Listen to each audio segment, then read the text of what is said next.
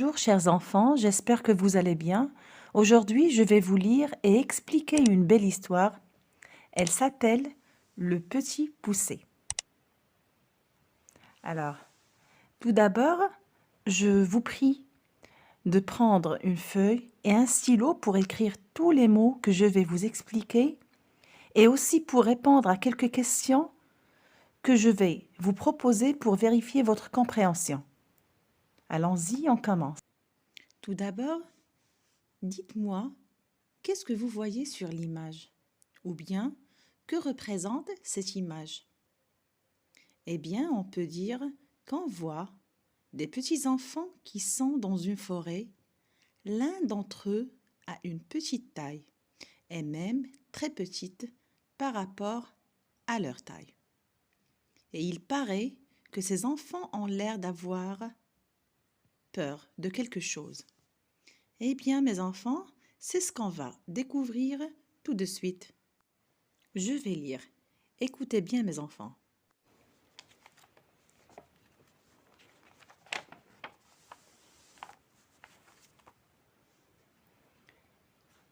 Il était une fois un bûcheron et sa femme qui vivaient avec leurs 5 enfants dans une maisonnette.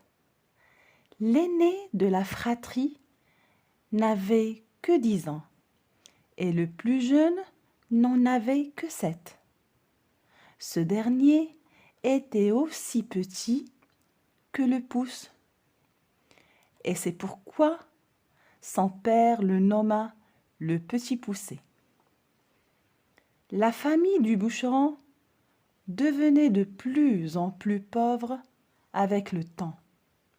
Un soir, le bûcheron se mit d'accord avec sa femme pour abandonner leurs enfants dans la forêt. Il allait exécuter cela pendant la matinée. Ils vont revenir aussitôt pour ne pas voir leurs enfants mourir de faim devant eux. Alors, je vais faire une deuxième lecture pour expliquer quelques mots. Il était une fois un bûcheron. C'est qui le bûcheron?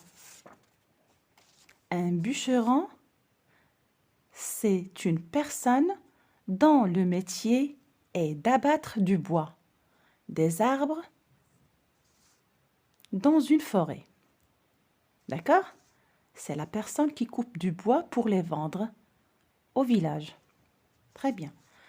Alors,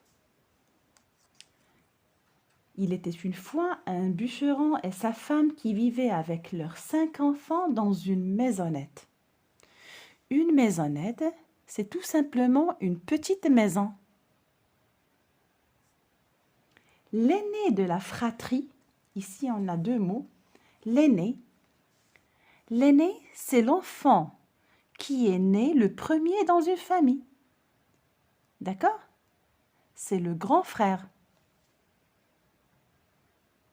La fratrie, ça veut dire ensemble de frères et sœurs de la même famille. Par exemple, combien vous avez de frères et sœurs? Si vous avez 2 frères et une sœur, l'aîné d'entre vous, on dit l'aîné de la fratrie. D'accord? N'avait que 10 ans et le plus jeune, le plus petit, n'en avait que 7. Ce dernier était aussi petit que le pouce. Et c'est pourquoi son père le nomma Petit Poucet. Le Petit Poucet est un enfant de très petite taille. Ici, j'ai souligné sur petite. Il est aussi petit qu'on le nomme un Petit Poucet. D'accord? La famille du bûcheron devenait de plus en plus pauvre avec le temps. Un soir, le bûcheron se mit d'accord avec sa femme pour abandonner leurs enfants. Abandonner ici, ça veut dire ne plus vouloir de ses enfants. Laisser définitivement ses enfants dans la forêt. Il allait exécuter cela, il allait faire ce plan-là pendant la matinée. Ils vont revenir aussitôt pour ne pas voir leurs enfants mourir de faim devant eux. D'accord?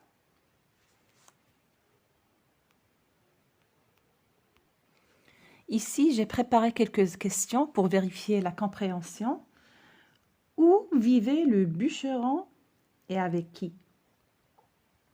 Quel est l'âge de l'aîné et l'âge du plus jeune? Comment était le plus jeune et comment son père le nomma? Pourquoi le père et sa femme ont décidé d'abandonner leurs enfants? D'accord? Je vais vous laisser réfléchir un petit moment et on se retrouve après. Alors, en ce qui concerne la première question, où vivait le bûcheron et avec qui? La réponse est ici. Le bûcheron et sa femme vivaient avec leurs 5 enfants. Alors, le bûcheron vivait avec sa femme et leurs 5 enfants dans une maisonnette. Quel est l'âge de l'aîné? L'aîné avait 10 ans. Et l'âge du plus jeune? Le plus jeune avait 7 ans. Comment était le plus jeune? Le plus jeune était aussi petit que le pouce. Comment son père le nomma? Son père le nomma le petit poucet. Pourquoi le père et sa femme ont décidé d'abandonner leurs enfants? Parce qu'ils, on peut dire parce qu'ils, commencer par parce qu'ils, ou bien dire le père et sa femme ont décidé d'abandonner leurs enfants parce qu'ils devenaient de plus en plus pauvres avec le temps. Alors ici, on voit dans cette image le père et la mère en train de se mettre d'accord. On continue. Le petit poucet entendit furtivement. Je vais expliquer au fur et à mesure de ma lecture. Furtivement, ça veut dire d'une manière discrète, rapidement, à la manière d'un voleur. Khilsatan. D'accord? L'accord de ses parents. Le petit poucet entendit furtivement l'accord de ses parents. Il passait la nuit en réfléchissant à un plan pour revenir, lui et ses frères, à la maison, jusqu'à ce qu'il en trouva un.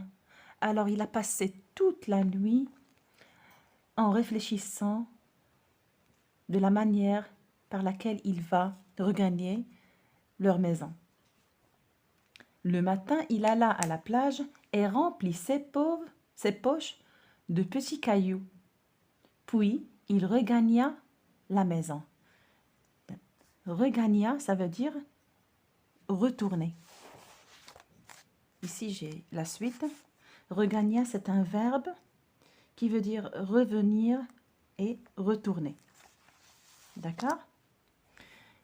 Et en ce qui concerne un plan, c'est une idée précise de ce qu'on veut faire. D'accord. Après quelques minutes, les parents dirent aux enfants d'aller avec eux à la forêt ramasser du bois. Chemin faisant, sur leur chemin, le petit poucet se mit à baliser le chemin avec les petits cailloux qu'il avait empochés la veille. Alors ici, j'ai préparé 2 mots, baliser et empocher. Baliser, ça veut dire l'action de démarquer un passage ou une voie. Marquer, signaler, faire des marques pour trouver facilement son chemin. D'accord? Et empocher, c'est mettre quelque chose. Ici, dans cette histoire, on a des cailloux. Il a empoché des cailloux dans sa poche. Mettre quelque chose dans sa poche. D'accord? La veille. La veille, c'est simplement hier. Aujourd'hui, c'est jeudi. La veille, c'est le mercredi. Comme cela, il allait marquer le chemin du retour à la maison. Alors, en ce qui concerne cette page, on peut retenir tout simplement que le petit poussé a trouvé un plan. Ce plan est de ramasser plusieurs cailloux, les mettre dans sa poche et quand leurs parents vont leur guider à la forêt, il va marquer ces cailloux sur le chemin. D'accord? On passe. Quand les parents furent arrivés à la forêt, ils abandonnèrent. Abandonner ici, ça veut dire laisser définitivement leurs enfants. Les enfants se mettaient à pleurer quand ils virent, ici c'est le verbe voir, virent leurs parents repartir seuls. Alors lorsque leurs parents les a quittés, les enfants se mettaient à pleurer. Mais le petit poussé esquissa un léger sourire. À votre avis, pourquoi il sourit? C'est bien parce qu'il sait qu'il a fait des marques sur le chemin et qu'il va regagner sa maison facilement. Puis il commença à suivre les cailloux avec lesquels il avait marqué le chemin, ramenant ses frères à la maison sains et saufs. Tout à coup, après quelques jours, le pauvre bûcheron et sa femme guidèrent encore une fois leurs enfants à la même forêt et les réabandonnèrent. Réabandonner, ça veut dire abandonner une deuxième fois. Le petit poussé ne trouva alors rien à jeter pour se souvenir du chemin. Alors, chers enfants, à votre avis, est-ce qu'il va réussir à ramener ses frères sains et saufs une deuxième fois à la maison? C'est ce qu'on va voir tout de suite. Alors, le petit poussé prit ses frères et ruèrent vers cette maison qui était habitée par un monstre géant. Ici, dans l'image, on voit que les enfants sont devant un monstre géant. C'est une femme géante. Petit poussé frappa à la porte de la maison. Aussitôt, une femme vint leur ouvrir. C'est le verbe venir. Petit poussé lui dit en implorant: Chère dame, nous nous sommes perdus dans cette immense forêt et nous vous demandons l'hospitalité et la nourriture jusqu'à demain matin. Je vais vous expliquer quelques mots. Ici, on a implorant. Petit poussé lui dit en implorant, en lui suppliant. Ça veut dire supplier quelqu'un. Yatawassalu. Chère dame, nous nous sommes perdus dans cette immense forêt. Immense, c'est un adjectif, ça veut dire grande, dans cette grande forêt. Et nous vous demandons l'hospitalité. L'hospitalité, c'est recevoir, héberger chez soi quelqu'un. Il leur demande de passer la nuit chez elle. Et la nourriture, de quoi manger, jusqu'à demain matin. La femme du grand monstre eut pitié.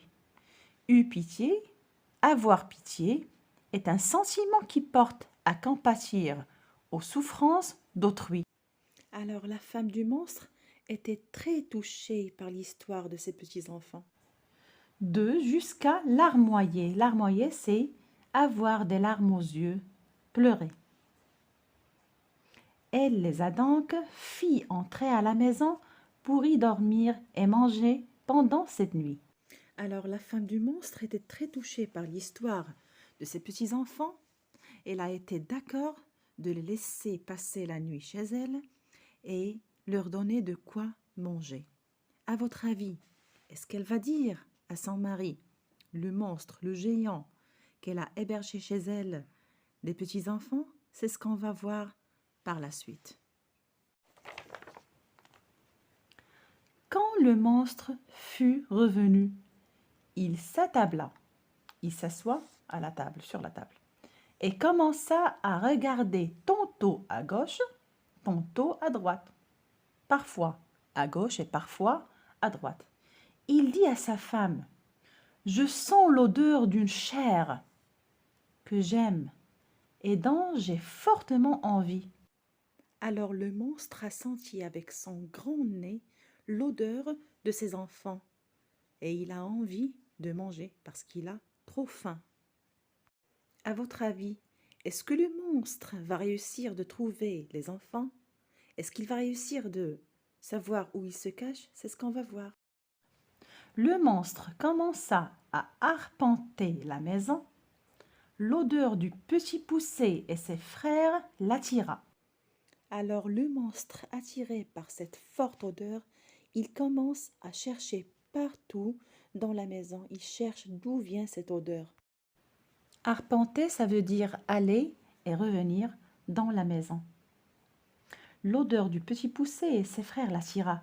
Ces derniers, alertés par le danger, imminent qu'il les guetta, se sont cachés sous le lit.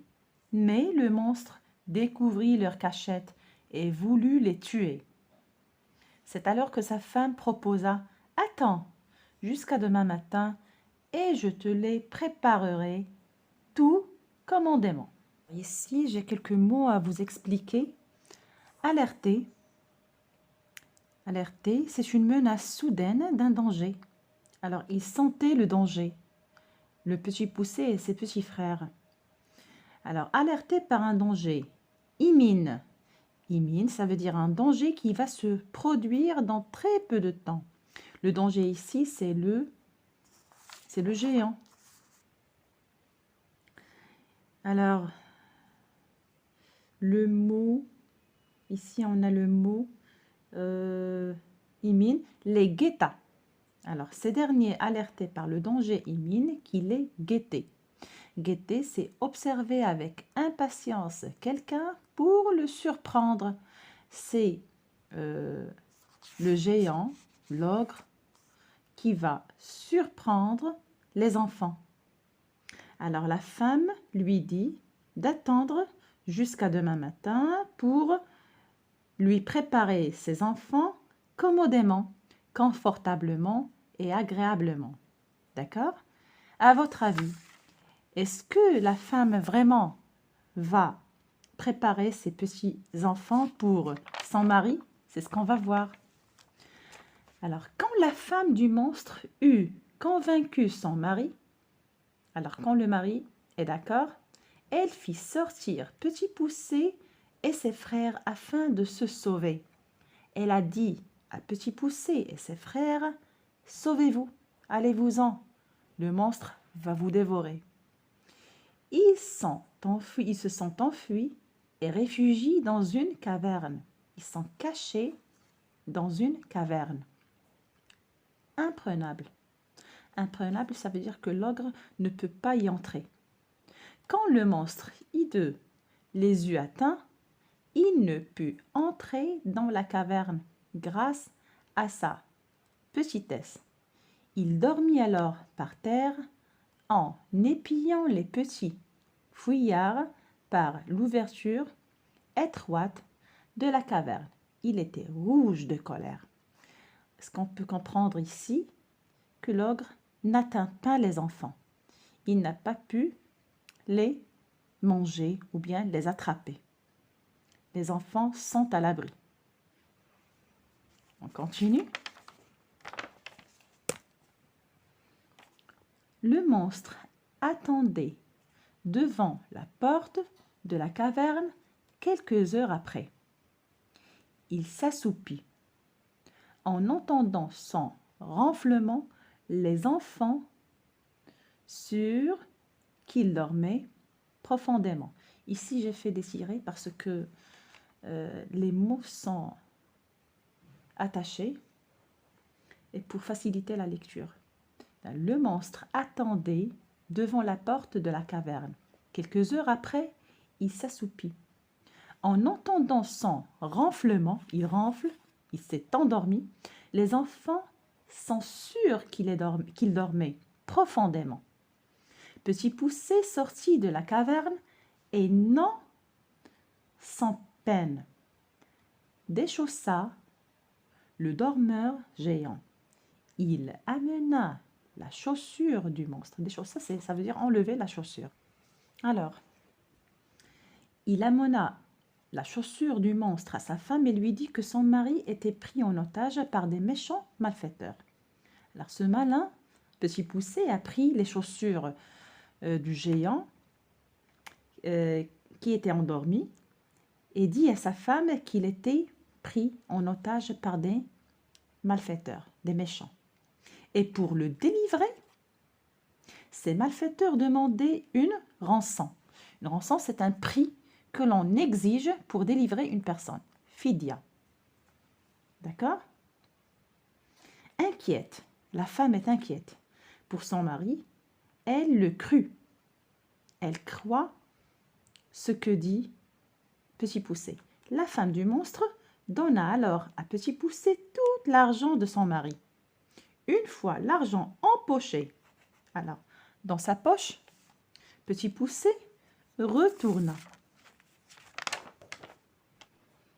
Content de voir ses enfants revenir avec tant d'argent, le père dit « Nous avons beaucoup d'argent.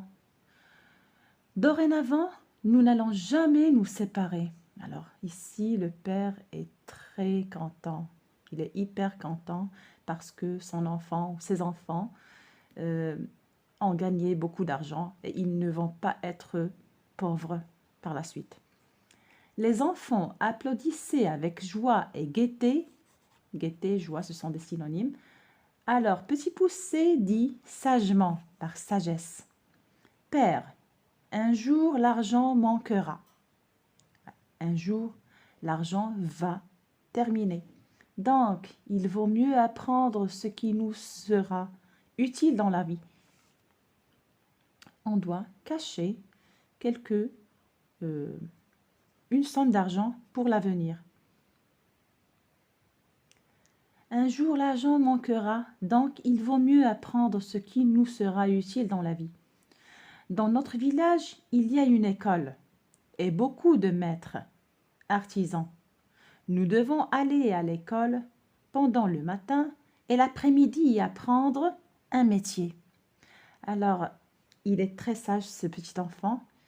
Il dit à son père, il propose à son père d'aller à cette école le matin et apprendre un métier l'après-midi. Alors, Petit Poucet veut aider son père.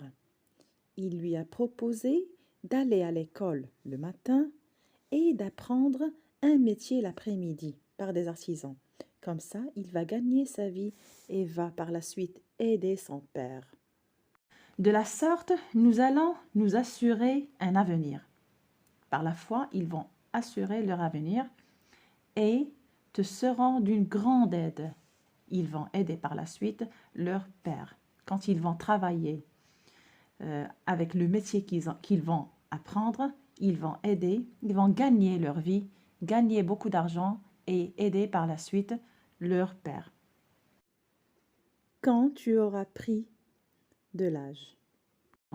Le visage du bûcheron devint joyeux. Il devint plus content en entendant ces mots et ses larmes commencèrent à couler. Il est devenu larmoyé. Ému, bouche bée, c'est un mot pour exprimer qu'il est surpris. Le père serra alors ses enfants entre ses bras tendrement. Alors, pour résumer, on peut dire que cette histoire parle d'une famille de bûcherons très pauvres qui eurent 7 enfants, dont le premier qui était si petit qu'on l'appelait le Petit Poucet. Un jour, le Petit Poucet entendit ses parents dire qu'il allait les abandonner dans les bois. La première fois, ils réussirent à revenir chez eux car le Petit Poucet avait sémé des cailloux blancs derrière lui. Grâce à cela, les 7 garçons rentrèrent chez eux sains et saufs.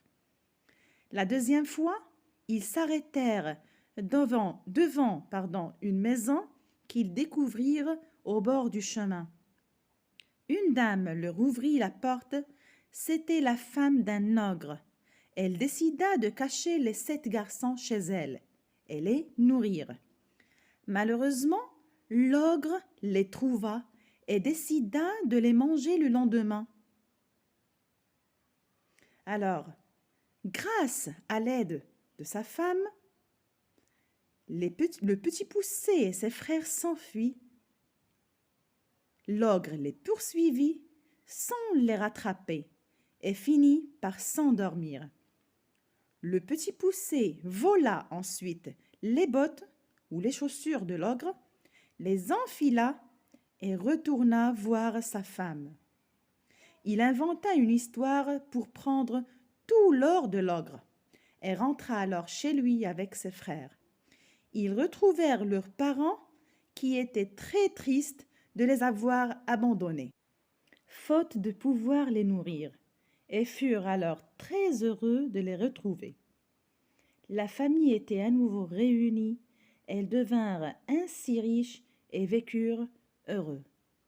J'espère, mes chers enfants, que vous avez bien compris cette histoire et qu'elle vous a plu. Je vous donne un autre rendez-vous pour une autre histoire et à bientôt.